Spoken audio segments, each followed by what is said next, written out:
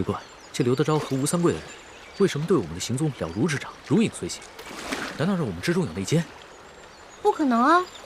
这些侍卫都是你亲自挑选的八旗子弟，我跟我哥哥也不可能是内奸，没有人了。希望如此吧。可能是他们派的暗哨太多了，一直在追踪我们。嗯。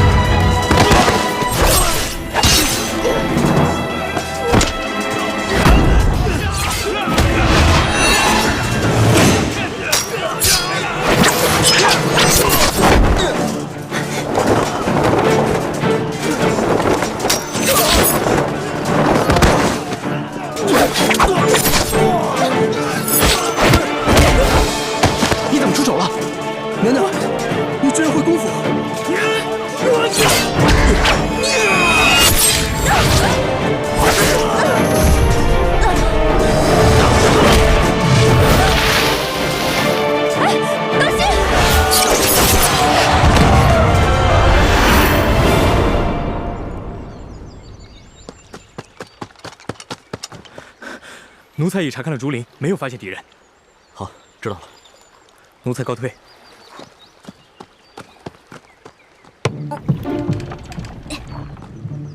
哎，老大，老大，你把船推走干嘛呀？这样你哥哥要是甩了追兵以后找不到我们怎么办？龙小弟，你真是聪明一时，糊涂一时啊！你说你把船放在这不推走，那敌人追上了，不就知道咱们在哪儿了吗？真是。哦。哎。 你会不会水啊？不会啊，我从小在皇宫里长大，从来没下过水。那你还当什么真龙天子啊？你当哈鸭子算了。这点我哥哥就比你强多了。我哥哥不仅精通水性，他呀可以一口气憋在水里好长时间都不浮上来的。哎，可是你哥哥一个人会水也没用啊，他还得护着婉心，那怎么从河对岸游过来？我哥哥怎么可能带着丽嫔娘娘下水啊？ 我哥可厉害了，他会很多本事，只要给他半个时辰，那河边这些树木啊，就可以让他弄下来做一个木筏，直接带着丽嫔娘娘就可以划过来了。再说了，他过来以后看不到船，他也能想办法找到我们。我哥哥就是有这样的本事。以前啊，我还挺自负的，觉得自己是个文武全才，现在才知道，这世上人才太多，只是我很幸运。 若你哥哥做了皇帝，未必比我差。哎呀，龙小弟，有些玩笑是开不得的，知道吗？这种玩笑别人开不得，我开个却无妨。行了行了，别废话了，咱们赶紧进树林找一个安全的地方吧。走。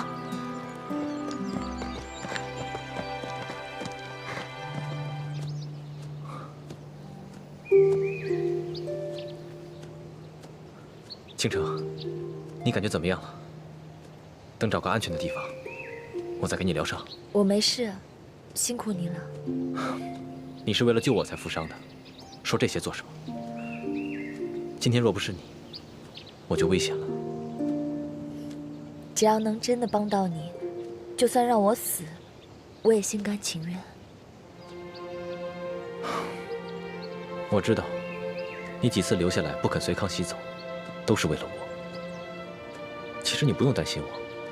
那些官兵对我来说，不过是清廷养的酒囊饭袋，根本就奈何不了我。大师兄，若是放到平时，我自是不担心。可是这回你从刘德昭的府上救了孟祥和以后，连续恶战了几天几夜都没有休息，万一稍有闪失，出了意外怎么办？你还知道为我担心，可另一个人只知道为别人担心。 大师兄，你别伤心，小师妹不是不担心你，只是在她心中啊，你这个朱哥哥是无所不能的大英雄，根本不需要他担心啊。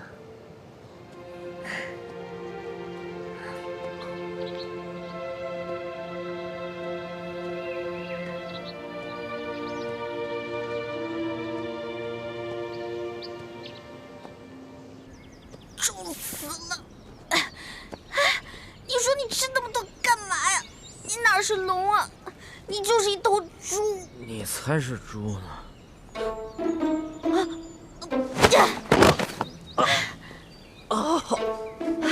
割到石子儿了！你干什么？要弑君啊？你有没有良心啊？我累成这样，你在上面给我装昏迷啊？不是，我哪儿装昏迷了？我刚刚是被你撞晕了。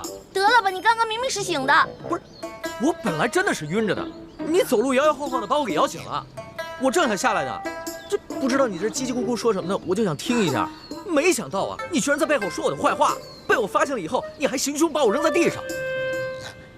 恶人先告状啊！行，我躲开行了吧？不，哎，老大，你不是。你别生气，我请你吃好吃的还不行吗？不是，哎，老大，我这屁股坏了，我追不上你。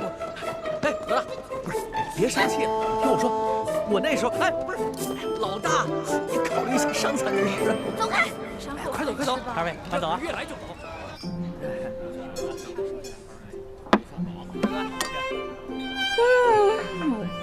酒足饭饱，好幸福啊！不过。我大哥跟丽萍娘娘不知道怎么样了。你放心吧，以你大哥的本事啊，至少保护他自己和丽萍安全脱身是没问题的。但是我们去哪儿找他们呀？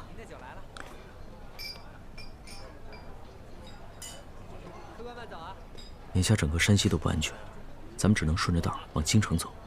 要是能在半路上遇见了，那当然最好；如果不行的话，就只能在京城碰面了。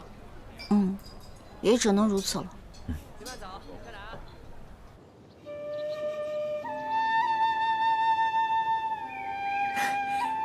大师兄，不是那儿，是这里。啊！怎么了？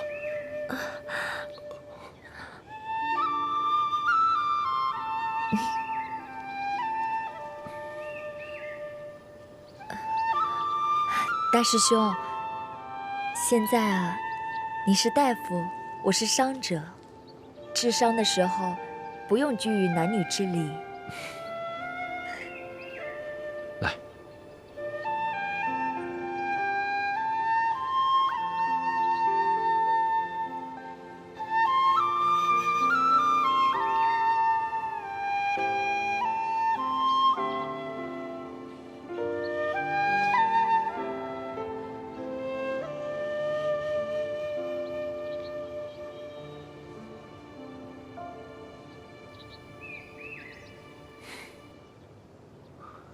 我们这一路上，自离了太原，就遭到吴三桂、刘德昭2路人马的追杀，实在是太蹊跷了。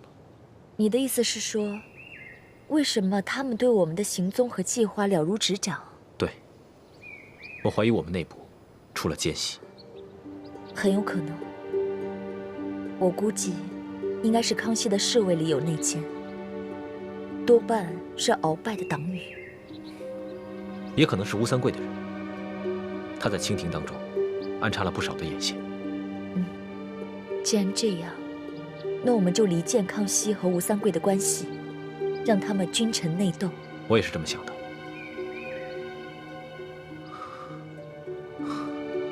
不知道欢妹现在怎么样？